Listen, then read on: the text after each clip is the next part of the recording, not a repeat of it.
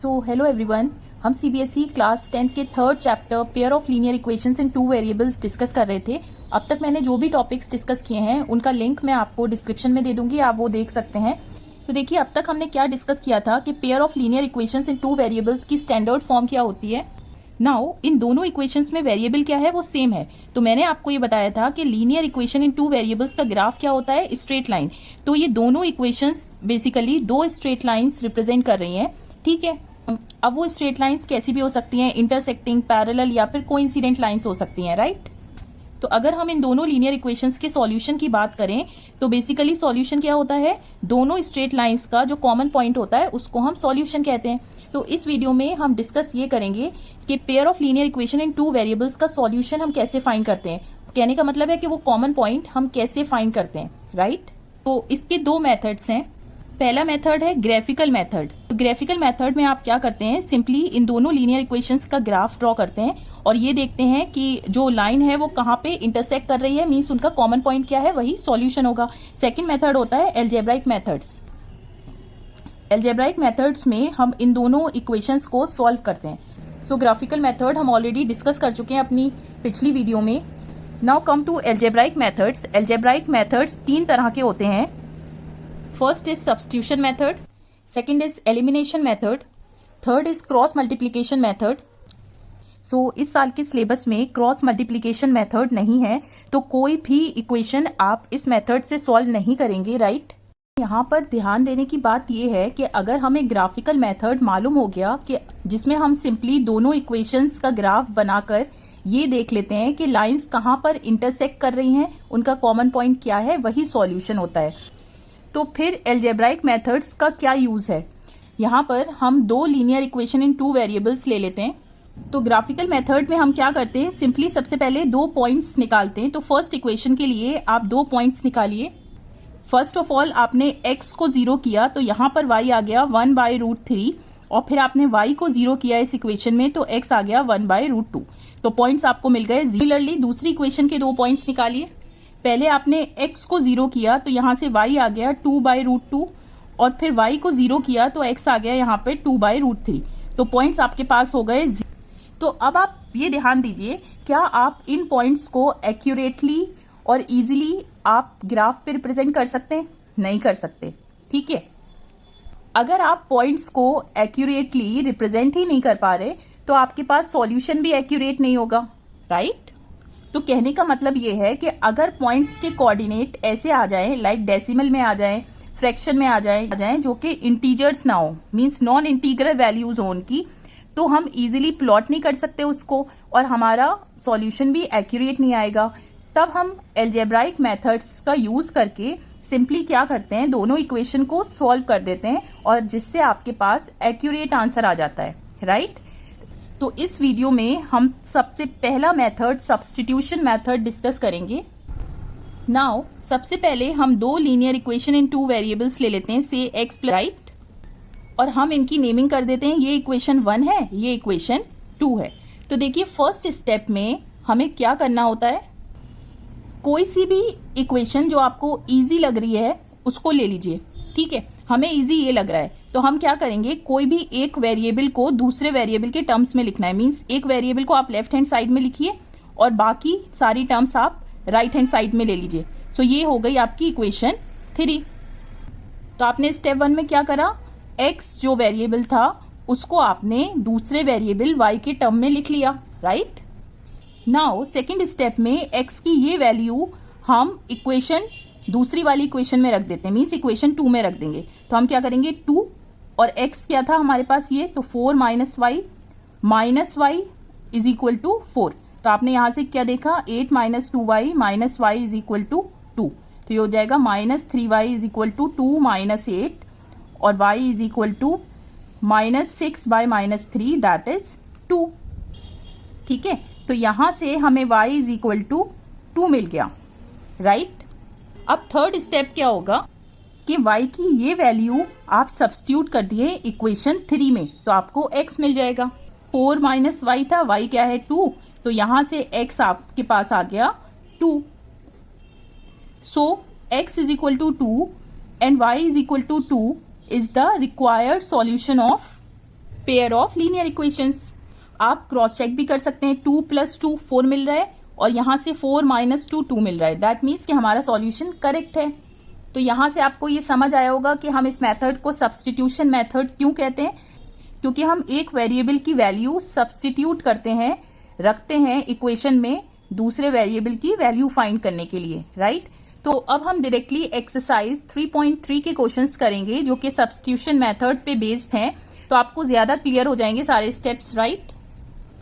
So question number 1 में कहा गया है कि solve the pair of linear equations bye substitution method. First part आपको ये गिवन है, तो आप सिंपली क्या करेंगे कि x + y = 14, ये आपने इक्वेशन 1 कह दी, और दूसरी इक्वेशन x - y = 4, इसको आपने इक्वेशन 2 कह दिया। तो अब आप पहला स्टेप क्या था, कोई सी भी एक इक्वेशन जो आपको इजी लग रही है वो ले लीजिए। हम फर्स्ट इक्वेशन ले लेते हैं, तो लिखेंगे कि फ्रॉम फर्स्ट इक्वेशन x क्या हो जाएगा 14 - y। अब ये इक्वेशन थर्ड कह दी, और आप लिखेंगे सेकंड स्टेप में क्या करना होता है, x की ये वैल्यू आप दूसरी इक्वेशन में पुट कर दीजिए। तो 3 - y और -y = 4, तो यहाँ -14 is -10, so y = 5। Simple. Now third step में हमें क्या करना होता है कि y की ये वैल्यू आप सिंपली इक्वेशन थर्ड में पुट कर दीजिए। तो x = 14 - y मीन्स 14 - 5, तो x = 9 हो गया, ठीक। तो आप जो कर रहे हैं तो ये लैंग्वेज आपको लिखनी है, तभी आपका सॉल्यूशन कंप्लीट होगा। नेक्स्ट क्वेश्चन देखते हैं। सबसे पहले आप नेमिंग कर दीजिए, x - t = 3, this is equation 1, और इसको आपने कह दिया इक्वेशन 2, ठीक है।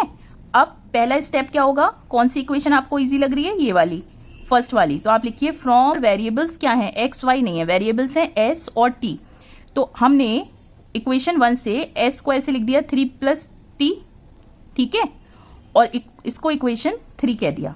नाउ सेकंड स्टेप में क्या करना है, s की ये वैल्यू आप सिंपली दूसरी वाली इक्वेशन में पुट कर दीजिए। तो यहां पर s रखिए आप 3 + t divided by 3 + t/2 is 6। So LCM लिया, एलसीएम हो गया 6, और फर्स्ट टर्म आप क्या लिखेंगे, 6 को डिवाइड करिए, 3 से आया 2 से न्यूमरेटर को मल्टीप्लाई कर दीजिए, that will B 6 + 2t, plus similarly 6 को डिवाइड करिए 2 से आया 3, और 3 को मल्टीप्लाई कर दीजिए न्यूमरेटर से, दैट इज 3t = 6। तो यहां से आया 6 + 5t = क्रॉस मल्टीप्लाई करा 36, और 5t = थर्ड स्टेप में हमें क्या करना है कि t की ये वैल्यू आप इक्वेशन थर्ड में रख दीजिए, तो हमें s मिल जाएगा, सिंपल। नाउ थर्ड पार्ट, सबसे पहले हम नेमिंग कर देते हैं, इसको इक्वेशन 1, इसको इक्वेशन 2 कह देते हैं। अब आप कोई सी भी एक इक्वेशन ले लीजिए, तो मैं फर्स्ट इक्वेशन ले लेती हूँ, y मुझे लग रहा है यहाँ पर हम सिंपली लिख सकते हैं, तो ये हो जाएगा 3x - 3। नाउ सेकेंड स्टेप में y की ये वैल्यू आप इक्वेशन 2 में रख दीजिए। हमें मिला 9x - 3 और 3x - 3 = 9, तो क्या हो गया 9x - 9x + 9 = 9, तो 9 + 9x - 9x कैंसिल, तो मिल गया 9 = 9। तो अब आप यहाँ पर देखिए कि वेरिएबल्स तो गायब ही हो गए, वेरिएबल्स तो यहाँ पर है ही नहीं। इसका मतलब ये हुआ, सो ये इक्वेशन जो है वो वेरिएबल्स पे डिपेंड ही नहीं कर रही है, मीन्स आप x और y की कोई भी वैल्यू लीजिए, इक्वेशन पे कोई फर्क ही नहीं पड़ेगा। तो हम ये कहेंगे कि these pair of linear equations will have infinite many solutions. Infinite क्यों, क्योंकि x और y की आप कोई भी वैल्यू ले सकते हैं। तो समझ आया कि अगर वेरिएबल्स ही गायब हो जाए, दैट मीन्स कि इक्वेशन के इनफाइनाइट मेनी सॉल्यूशंस हैं। दैट इज कि y = 3x - 3 मीन्स जैसे जैसे आप x की वैल्यू रखते जाएंगे आपको y अकॉर्डिंगली मिलता जाएगा। आप यहां से क्रॉस चेक भी कर सकते हैं कि देखिए इनफाइनाइट मेनी सॉल्यूशंस में क्या होता है कि तीनों रेशियोज आपके इक्वल आते हैं, 3 के बराबर आ रहा है, ठीक है। तो आप यहां से भी देख सकते हैं कि अगर ये कंडीशन सेटिस्फाई हो रही है, that means infinite many solutions हैं, सिंपल। यहाँ पर आप देखिए कि कोफिशिएंट्स और कांस्टेंट्स डेसिमल में गिवन है, तो हम इसे सबसे पहले डेसिमल हटा देते हैं। तो देखिए अगर आप 0.2 का डेसिमल हटाएंगे तो आप ऐसे लिख सकते हैं, एक 0 डिनोमिनेटर में। Similarly 3/10 y = 13/10, simple. अब 2x + 3y = 13, 10/10, तो 10 यहाँ से कैंसिल कर सकते हैं। 2x plus 3y is equal to 13। तो ये इक्वेशन आपकी 1 हो गई। सिमिलरली अगर हम इसको देखें तो हर जगह डेसिमल जो है सिर्फ एक डिजिट के बाद है, तो आप डायरेक्टली लिख सकते हैं 4x plus 5y is equal to 23। This is your equation 2। So अब आपको दोनों में से जो भी इक्वेशन इजी लग रही है वो आप ले लीजिए। तो मैं फर्स्ट इक्वेशन ले लेती हूँ फ्रॉम 3। अब x की ये वैल्यू आप इक्वेशन 2 में रख दीजिए। 3y divided by 2 plus 5y is equal to 23। तो पूरी इक्वेशन में एक ही वेरिएबल है y, तो अब यहां से आपको y की वैल्यू मिल जाएगी। 4 into 13 will be 4 3 12 52 minus 12y plus LCM लिया तो ये हो जाएगा 10y divided by 2 is equal to 23। So यहां से ये हो गया माइनस 2y बाई 3। अब y की ये वैल्यू आप इक्वेशन 3 में पुट कर दीजिए। तो यहां से x क्या हो गया 13 minus 3 into 3 divided by 2। So 13 minus 9 by 2 that is 4 by 2। So x आ गया। फिफ्थ पार्ट, यहां पर आप इसको इक्वेशन 1 इसको इक्वेशन 2 कह देते हैं और मैं इक्वेशन 1 ले लेती हूँ। x निकालेंगे माइनस रूट, ये हो गया आपके पास x, ठीक है, और इसको आपने इक्वेशन 3 कह दिया। नाउ x की ये वैल्यू आप दूसरी इक्वेशन में पुट कर दीजिए, मींस इक्वेशन 2 में। Minus root 3 over root 2 y minus root 8y is equal to 0। तो रूट 3 इंटू रूट 3 क्या हो गया minus 3 over root 2y minus root 8y is equal to 0। तो यहां से आपने क्या देखा, y कॉमन ले लिया, आपने एलसीएम लिया तो ये हो जाएगा root 2 into root 8 that is root 16, और रूट 16 क्या होता है 4, तो minus 7 by root 2 cross multiply किया तो अब सिंपली y की ये वैल्यू आप इक्वेशन 3 में पुट करेंगे, से x भी आ गया आपके पास 0। Simple, right. नाउ आपने फोर्थ पार्ट में देखा था कोफिशिएंट्स क्या थे डेसिमल में, तो सबसे पहले हमने इनका डेसिमल हटाया, डिनोमिनेटर में जीरोस लगा के, मींस इसे फ्रैक्शन में कन्वर्ट करा। अब आप यहां पर देखिए कि जो कोफिशिएंट्स हैं आपको क्या है डेसिमल में गिवन है, तो हम कैसे करेंगे, सिंपली एलसीएम लेंगे लेफ्ट हैंड साइड में। तो फर्स्ट इक्वेशन में आप देखिए एलसीएम क्या हो जाएगा 2 इंटू 3 6।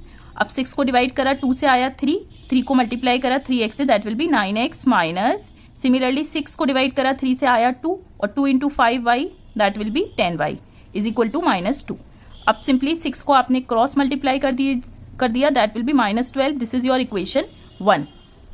सिमिलरली इक्वेशन 2 में देखिए एलसीएम लिया क्या आया 3 इंटू 2 6 को 3 से डिवाइड करा 2 और 2 into x 2x plus 3y is equal to 13 by 6। तो आप यहां पर देखेंगे कि क्रॉस मल्टीप्लाई किया जब आप is equal plus 3y is 13। This is your equation 2। Simple. अब आप कोई भी एक इक्वेशन ले लीजिए जो आपको सिंपल लग रही हो। मैं इक्वेशन 1 ले लेती हूं और यहां से x क्या हो जाएगा simply minus 12 plus 10y divided by 9, ठीक है। This is your equation 3। Next step में हम x की ये वैल्यू दूसरी इक्वेशन में पुट कर देते हैं, मीन्स इक्वेशन 2 में रख दीजिए। 2 into x means minus 12 plus 10y divided by 9 plus 3y is equal to 13। तो आपने 2 से मल्टीप्लाई किया माइनस 24 प्लस 20y और एलसीएम लिया तो 9 3 जा 27y डिवाइडेड बाय 9 इज 13। तो आप ये देखिए ये हो गया आपके पास 47y माइनस 24 प्लस और 9 इंटू 13 9 3 जा 27 117 47y is equal to 117 plus 24। तो y आपके पास आ गया यहाँ से 141 डिवाइडेड बाय 47 और 47 3 जा क्या होता है 141। तो यहाँ से y आप कह सकते हैं 3। तो x क्या हो गया minus 12 plus 10y 10 into 3 divided by 9। So this is minus 12 plus 30 divided by 9। तो x is equal to simply 18 by 9 that is 2। तो x की वैल्यू आ गई 2। तो सॉल्यूशन क्या हो गया x इज इक्वल टू 2 और y is equal to 3। Simple.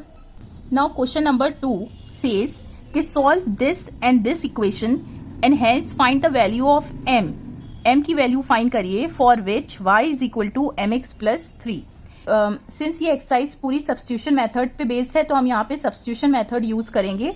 Otherwise question exam में आपको जब भी क्वेश्चन दिया जाएगा तो वहां पर मेथड आपको स्पेसिफाई किया जाएगा, और अगर मेथड स्पेसिफाई ना किया जाए तो आपकी चॉइस होगी कि आप कौन सा मेथड यूज करते हैं, ठीक है। बट क्रॉस मल्टीप्लीकेशन मेथड नहीं यूज करना क्योंकि वो इस साल के सिलेबस में नहीं है। इक्वेशन 1 से x को लिख देती हूँ 11 - 3y divided by 2, simple. Equation 3। Next step में सिंपली x की ये वैल्यू आप दूसरी इक्वेशन में पुट कर दीजिए, मीन्स इक्वेशन 2 में। तो ये क्या हो जाएगा, 2 × 11 - 3y बाई 2 - 4y इज -24। तो ये हो गया 22 - 6y, एलसीएम लिया तो 2 × 4 8 और 2 को क्रॉस मल्टीप्लाई किया तो -48। सो ये हो गया सिंपली -14y और -48 - 22। तो यहां से आपने ये देखा -70 बाय -40, तो y आ गया 5, ठीक है। अब y की ये वैल्यू सिंपली आप इक्वेशन 3 में रख दीजिए, -2 हो गया, सिंपल। तो पहला तो आपको सॉल्यूशन ही फाइंड करना था, देयरफॉर सॉल्यूशन इज, अब m की वैल्यू फाइंड करनी थी तो सिंपली y = mx + 3 में x और y की वैल्यू पुट कर दीजिए। तो y आया था 5, x आया था -2, 3। सो ये हो गया 5 = -2m + 3। 2 divided by -2 is m, तो यहां से m क्या आ गया, -1, सिंपल। क्वेश्चन में गिवन है कि जो भी आपको प्रॉब्लम्स गिवन है उनके लिए आप सबसे पहले पेयर ऑफ लीनियर इक्वेशंस लिखिए और फिर उनका सॉल्यूशन फाइंड करिए सब्स्टिट्यूशन मेथड से। तो फर्स्ट पार्ट में आपको गिवन है कि the difference between 2 numbers is 26। दो नंबर्स के बीच का डिफरेंस 26 है, ठीक है, और एक नंबर दूसरे नंबर का 3 टाइम्स है। तो आपको नंबर फाइंड करने हैं। तो सबसे पहले हम क्या करेंगे, नंबर्स एज्यूम करेंगे x और y, और यहां पर हम ये भी कह देते हैं कि x जो है वो y से बड़ा है, ये हमने मान लिया। तो अगर आप डिफरेंस ले रहे हैं तो x को पहले लिखेंगे, x - y is 26, this is your equation 1।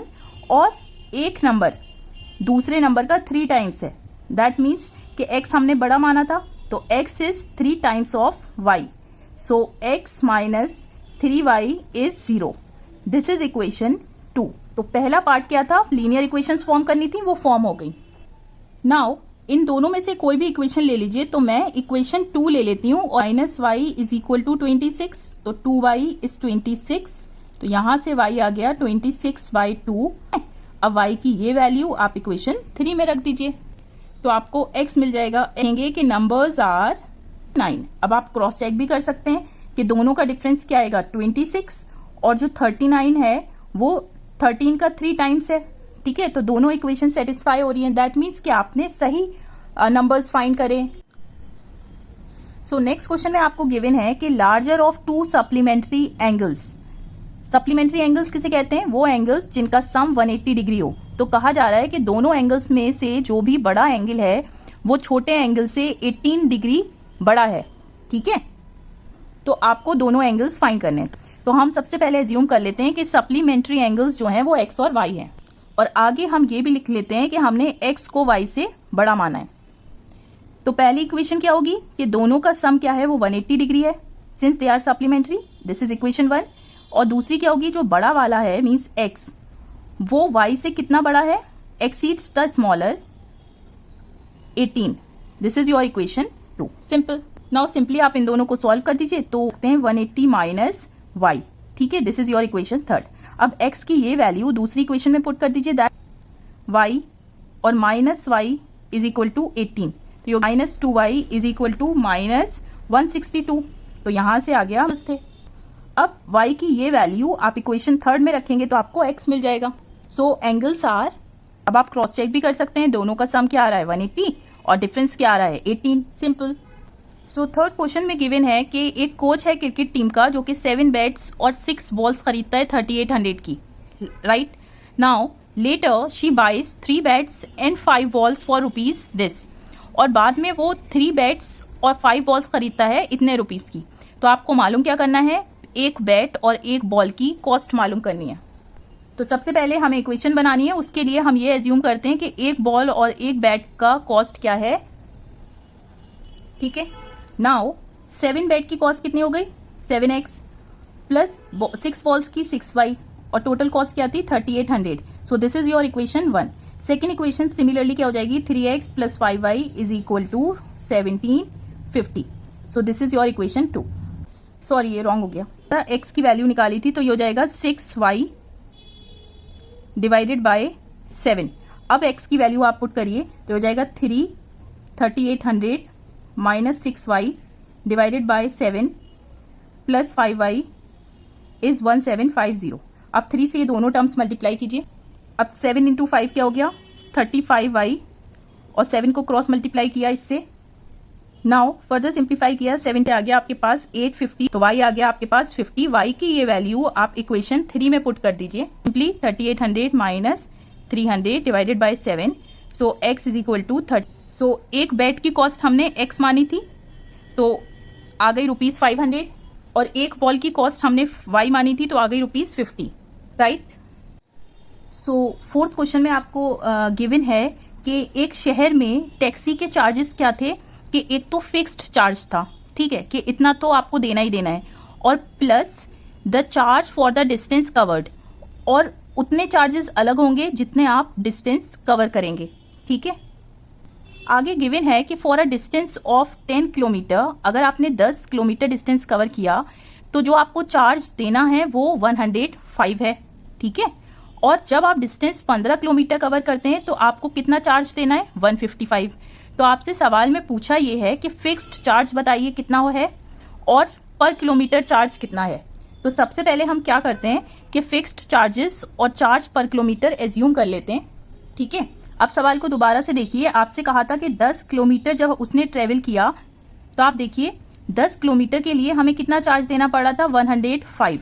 तो इस 105 में एक तो फिक्स चार्ज होगा, मींस एक तो x हो गया, plus 10 into y, means 1 kilometre का जो चार्ज था वो y था तो 10 किलोमीटर का हो गया 10y. टोटल कॉस्ट क्या थी 105. तो this is your equation 1. Similarly 15 kilometre जब चला तो चार्ज कितना देना पड़ा 155. तो इसमें एक तो फिक्स चार्ज होगा प्लस चार्ज पर किलोमीटर y था तो 15 किलोमीटर का कितना हो गया 15y. This is your equation 2. Simple. अब बस आप दोनों को सॉल्व कर दीजिए. तो नाउ x की ये वैल्यू दूसरी इक्वेशन में पुट करिए, मीन्स इक्वेशन 2 में.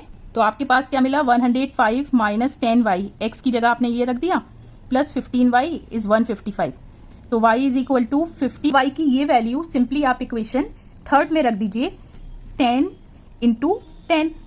सो यहां से हो गया 100. सिंपल. सो यही आपको फाइंड करना था. आगे आपको एक और चीज फाइंड करनी है कि how much does a person have to pay for travelling a distance of 25 kilometre. Means अगर कोई पर्सन 25 किलोमीटर ट्रेवल करता है तो उसे कितना पेमेंट करना पड़ेगा. तो देखिए एक तो फिक्स चार्ज उसे देना ही देना है, प्लस किलोमीटर के हिसाब से देना है. तो उसने 25 किलोमीटर कवर किया है और 1 किलोमीटर का चार्ज था 10. तो यहां से सिंपल. सो फिफ्थ क्वेश्चन में गिवन है कि a fraction becomes 9/11 if 2 is added to both numerator and denominator. कहा जा रहा है कि एक फ्रैक्शन जो है वो 9/11 हो जाता है अगर न्यूमरेटर और डिनोमिनेटर में हम 2 ऐड कर दें. राइट.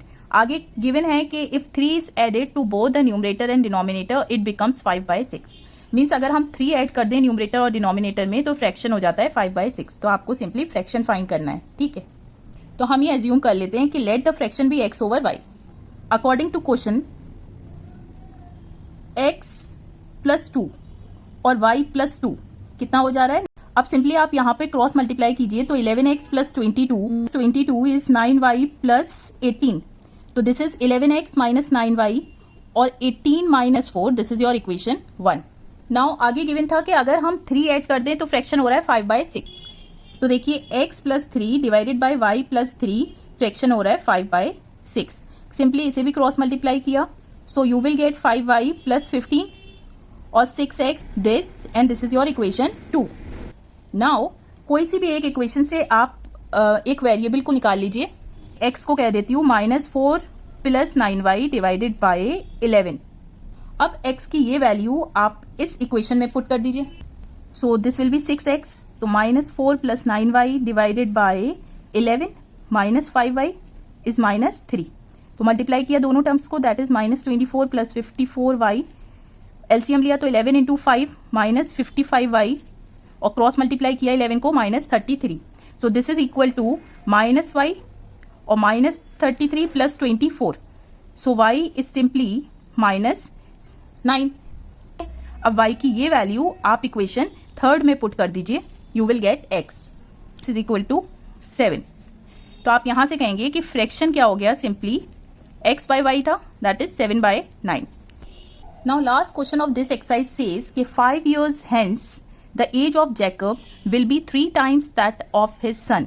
मीन्स 5 साल बाद, hence मतलब बाद में, 5 साल बाद जैकब की जो एज होगी वो सन के एज के 3 टाइम्स होगी। ठीक है, आगे गिवन है कि 5 years ago was 7 times that of his son, और 5 साल पहले जैकब की जो एज थी वो 7 टाइम्स थी ऑफ हिज सन।